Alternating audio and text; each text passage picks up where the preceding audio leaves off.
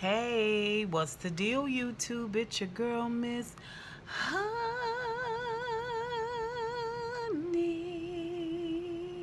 Sunday night, we are here to do Married to Medicine. This is, I think, season 6, episode 6. I can't remember. But this episode is called Balling on a Budget. And we start this episode out with a party. Apparently, Buffy was at the business warming party that Heavenly threw for Damon when he opened his surgery center. And she's kind of heavy set, and she's got her husband is a Caucasian man with a salt and pepper beard. I think he might be a doctor as well, but she's a finance expert, taxes, and apparently she came from money. Her mom, her great grandma or her grandma was really, really good with money. She saved her money and she bought a bunch of land, and that land turned out to be very lucrative. And so she came from a well to do family, an affluent family. And we're reminded about it all through this episode. To me, it's very, very déclassé to continue to remind people about your money. But okay, prior to the party, we see Heavenly and Quad riding and talking, and they talk about the fact that um, Quad took Jackie's advice from last episode and just tried to see things from Simone's point of view. And she reconnected with Simone after that horrible dinner blow up that they had, and they talked, and things are trying to kind of get back to that place. She still wants an apology from Simone, and Heavenly says that she thinks that her and Simone have come to this happy medium. They've apologized to one another. They've agreed to move forward, and she's happy with that. We see Jackie and Simone together, and Jackie and Simone are talking about the very same thing, except Simone feels like she's apologized enough, and I have to agree with her. She feels like that maybe there are some things that Quad could apologize for, and I can agree with that as well. Jackie tries to sort of stay in this neutral place, but at the same time, she is quietly, consistently, and persistently trying to get Simone to concede. And I just think that I don't care for that. I do not care for that. I mean, let your yay be yay, let your nay be nay. Don't be lukewarm. You know what I'm saying? Like, I don't care for that. I don't care for that. I'm not really feeling Jackie this season. I am not. We see Jackie come home, her and Curtis. They seem like they're in a happier place. I don't remember having these feelings ever about Jackie. I know she's slick, shady, and everything. I know she's bougie, and she is real self-righteous and stuff when it comes to eating and drinking and just all of these things. But her demeanor, her attitude, her countenance is what is really bugging me this season. So she and Curtis have this architect duo that come over. They bought a house that they love, and she feels like it needs a bit of updating, and she wants to have some reno done. Curtis is trying to be as involved as he possibly can. But let's just be honest. Jackie makes the money and the rules, and that's just what it is. That's just what it is. She doesn't care if it's structurally sound or not. She's got ideas of how she wants to restructure the house. And that's just stupid to me, because you could have built a house that was exactly what you wanted. You could have, but for you to come in and think you're going to knock out load bearing beams and is, I just don't, I'm interested in seeing what they do with the house. These are two lady architects, and that usually means that things are done very thoughtfully. Women just, to me, um, just have a different eye and a different aesthetic. So I'm excited about seeing what it is. But it is clear that everybody knows, including Curtis, that he makes the money. Okay? And she says happy wife, happy life. I really felt like she was going to say something about, I'm the one that's paying for this. Anyway, Contessa takes her kids for a picnic, and Scott joins them a little bit later. And she's learning from the kids that they're not happy with her not being there, but that's to be expected.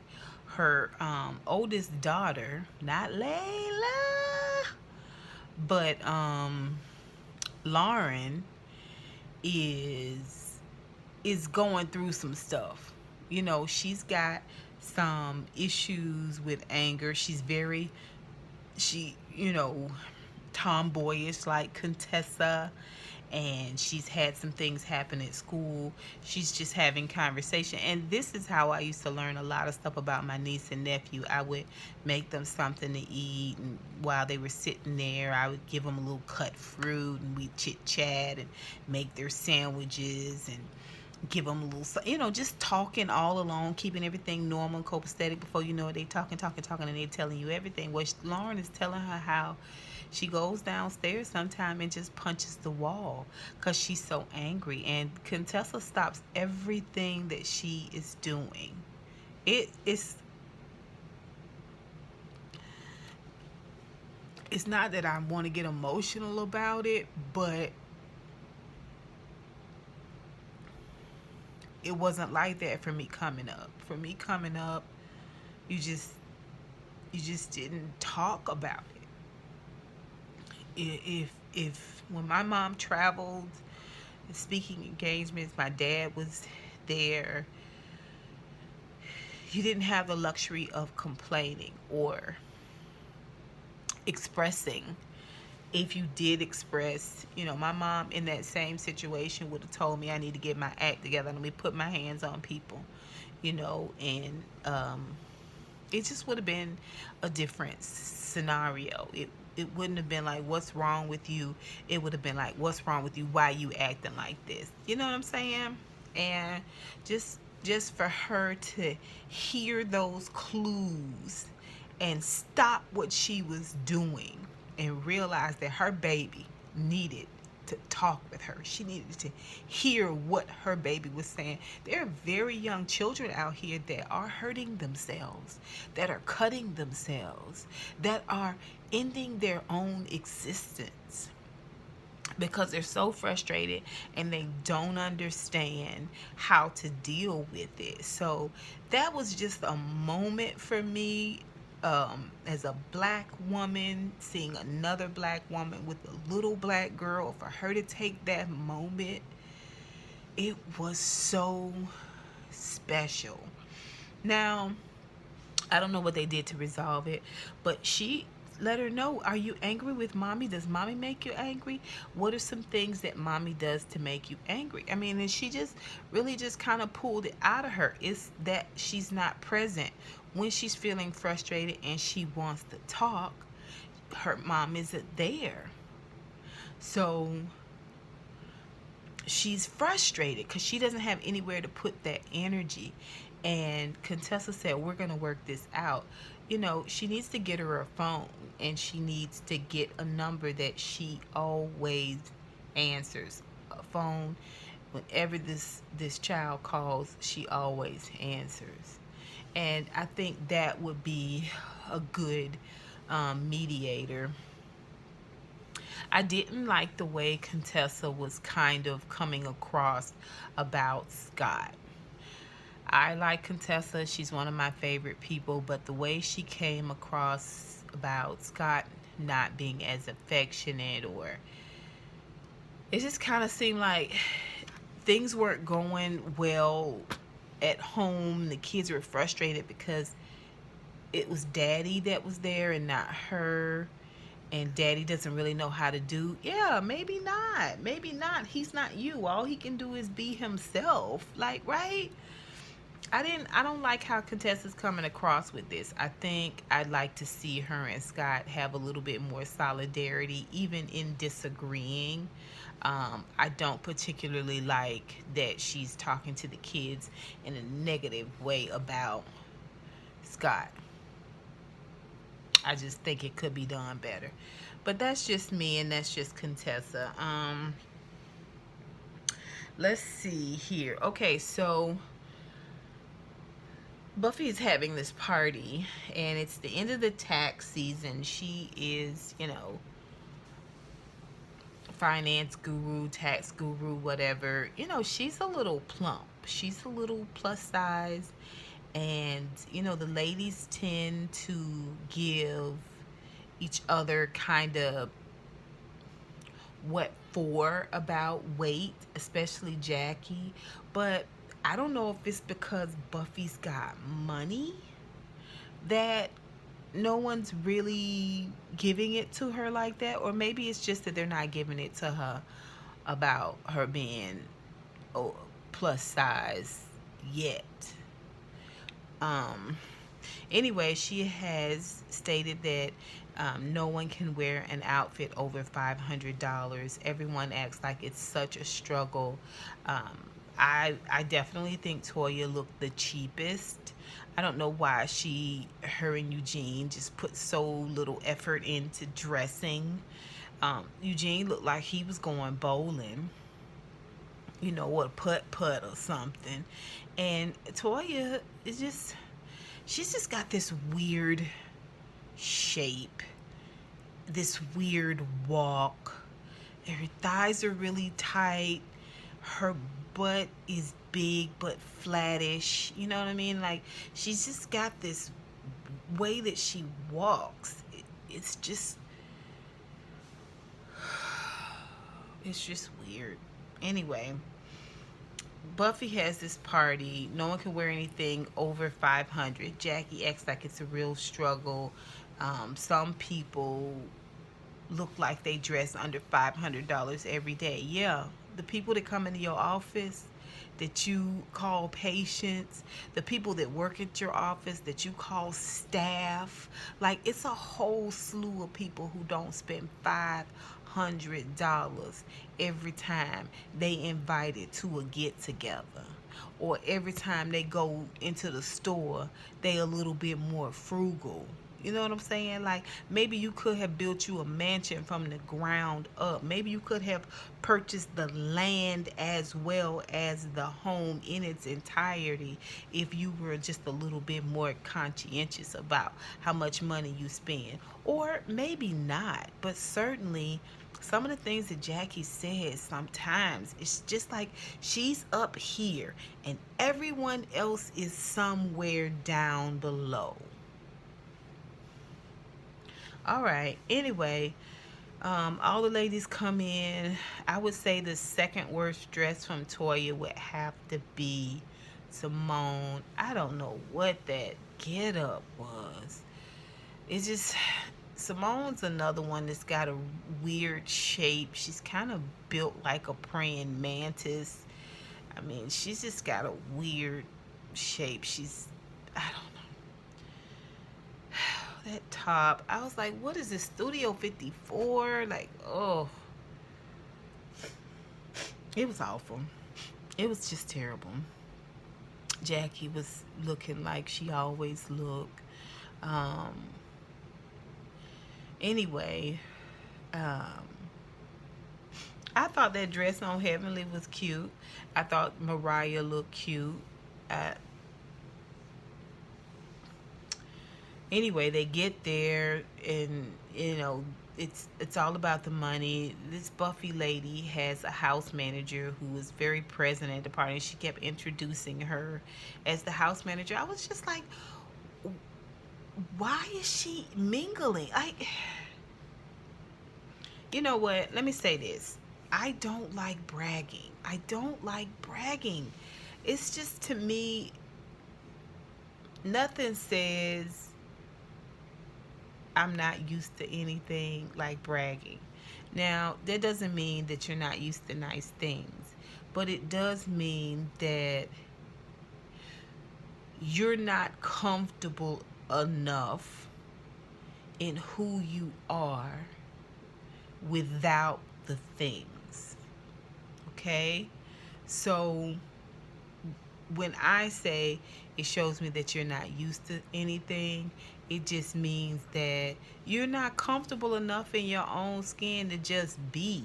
You got to constantly be putting who you are in name or title, and what you have in the forefront. It's your calling card. And you find a lot of people that's like that are really, really broken individuals. And anyway, I'm not gonna get too deep into that, but y'all get what I'm saying. Y'all understand what I'm saying. Please put it down below. Y'all know it's important to me that my conversation is relatable, and that you guys understand where I'm coming from. It's just the whole house manager thing. Of course, Heavenly, um, Jackie wanted her to come work for her part time. Heavenly was worried about the husband, Buffy's husband, trying to get involved with the house manager. I was like, it. None of that would have been an issue if your house manager had help with the party. You had just given her the night off. I don't understand why she was she was pushing the house manager on everyone, except to let people know you got a house manager. Anyway, for some reason, Jocelyn was there, Jocelyn Hernandez, and um, Buffy says she a client and a friend, and she wanted them. She knew she needed to make a splash in the conversation, in the scene, while they were filming, and she picked what she perceived to be the weakest link, which was Toya, because Toya said something about. She said something about. Oh no, it was someone. Maybe Buffy mentioned that Jocelyn had an all natural birth and no epidural. I was like, I've never had kids, but I know if you. I'm not surprised she was able to pop a baby right on up out of there. I saw the birthing special. It seemed like it was really, really painful, but okay. Jocelyn is a trooper, because she did this all natural birth, and she was talking about how she take her kids to work. Take her kids to school, take her daughter to school, and take care of her. She always with her, and all of that. Some of you guys have, who know me intimately, know that I have had conversations about the fact that I think Jocelyn and her daughter have a weird dynamic. They always, although together, seem apart. Although together, they seem distant, and that's just toddler mommy relationship.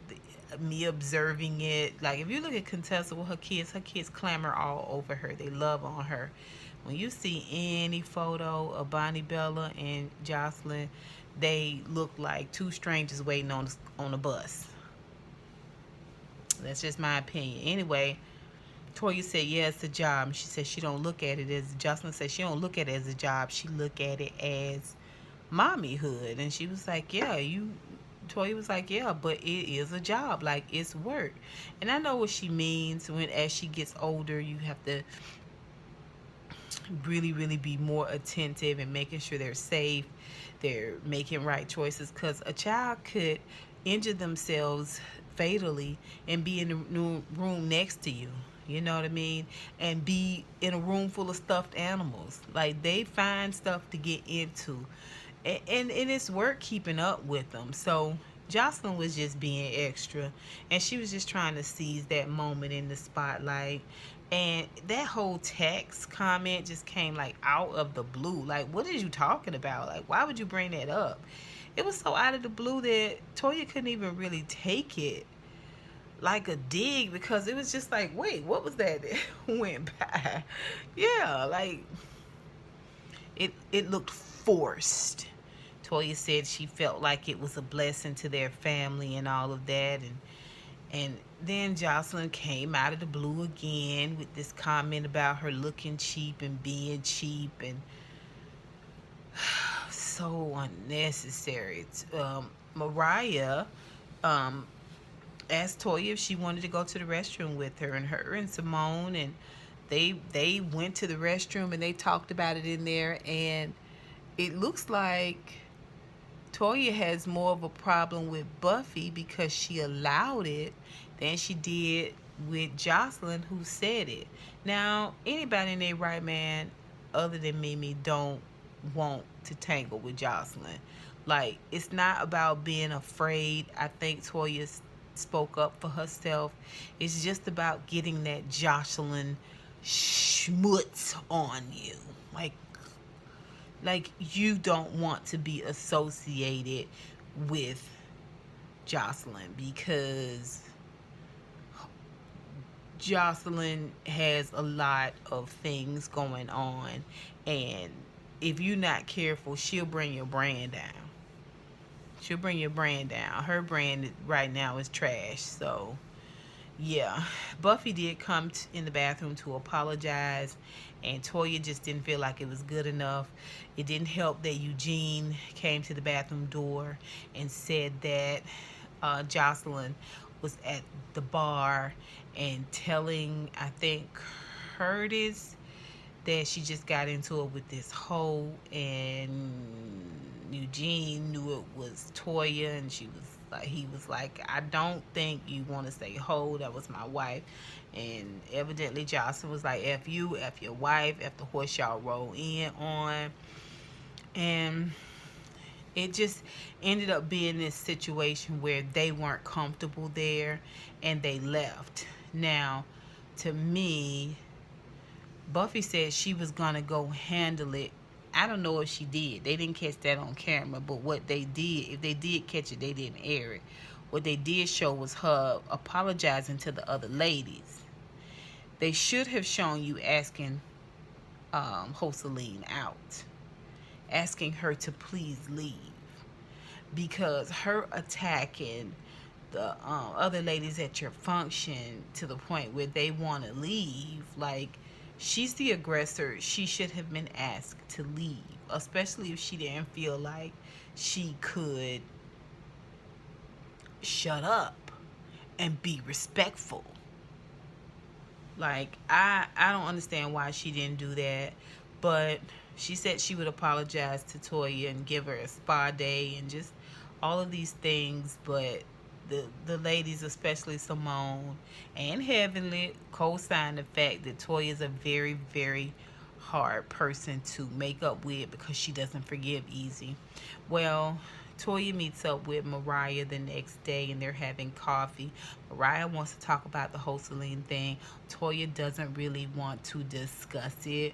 She doesn't want to give Jocelyn that energy. And I was just like, maybe this whole miscarriage thing is affecting Toya, because I've never known her to take the high ground in a lot of these instances. Or maybe she just don't want to tangle with Jocelyn. I don't know. She is having her birthday. They're building the house. They're a little over budget. This is important for them to get into the home, for her to get her kids settled in a new school and all of these things. So she wants to do something intimate, and she decides to do paint and sip with live models, which they have that here in Atlanta. I've never done it with a live model, but it's something I'm interested in doing. Um, so we get to the function. All the ladies are coming. Everybody that came in that door looked so exasperated. I think because it was a huge flight of steps that everybody had to climb up to get to this loft space where they were having it. The space was so large. And she had a good deal of people there, but the space was much larger than the number of people, and it was just kind of apparent that it was kind of like a pop-up shop but for painting. They were painting on very small canvases with small paint brushes. It was odd. It was just kind of, it seemed kind of thrown together. She came in early in the food and checked out the models. Um, you know, a lot of very, very good looking men in Atlanta who have very, very beautiful physiques are not men that enjoy the company of women in an intimate way. And so, um, I don't know.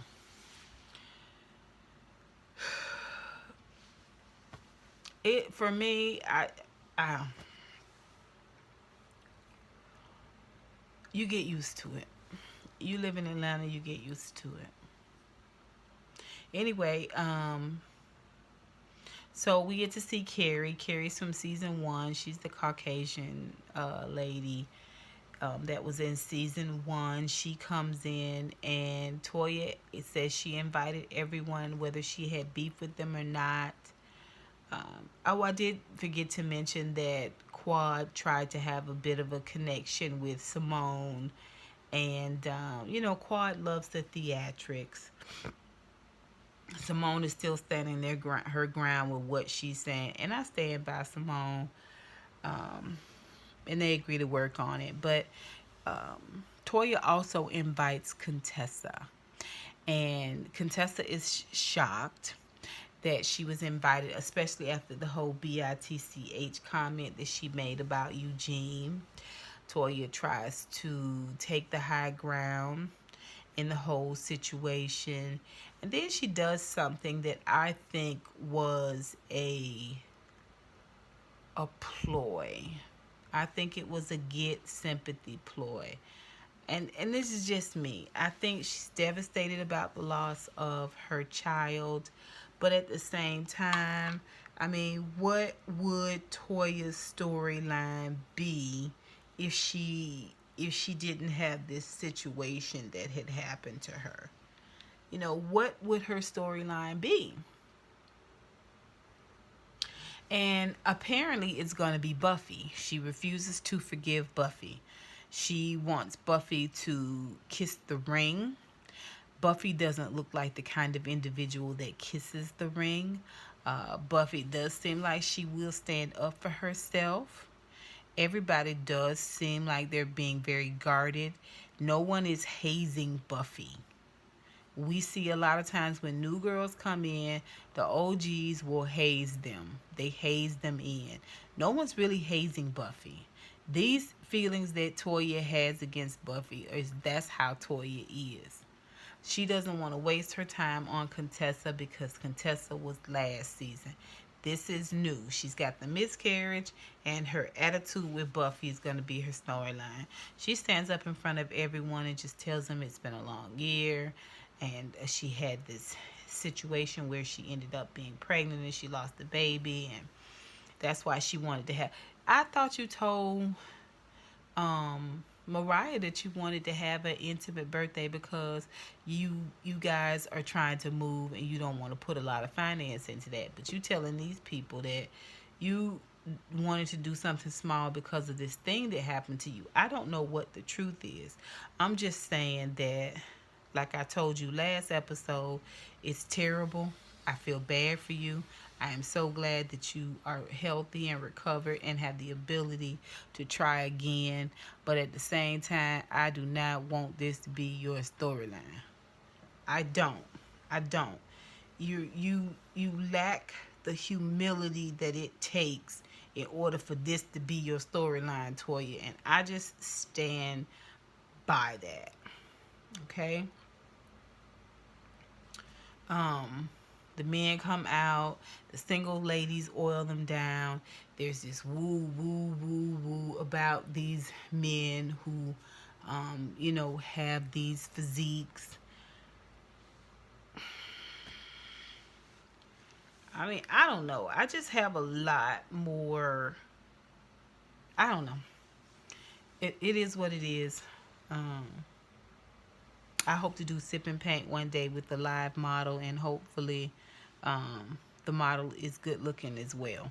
Anyway, you guys tell me what you think. Put it down below of this episode. I'm interested in hearing what you guys think about this whole Toya situation. Am I just being hard on her? What do y'all think about Jackie? Is it me, or is Jackie just a little bit much this season? I know we're just a few episodes in, but Heavenly is actually the tame one. Mariah's actually the tame one. It just seems like Jackie and Toya, she stayed with it. Is I don't know. Y'all tell me what you think. Put it down below. And until next time, honeybees. Mwah, mwah, mwah.